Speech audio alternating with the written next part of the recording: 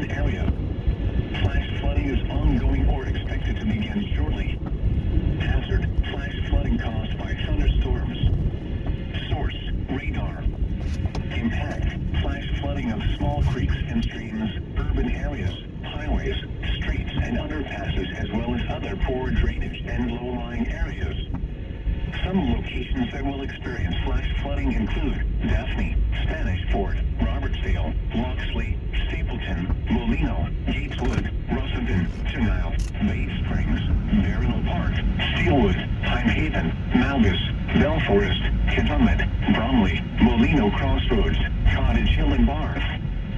Turn around, don't drown when encountering flooded roads. Most of flood deaths occur in vehicles. Be especially cautious at night when it is harder to recognize the dangers of flooding.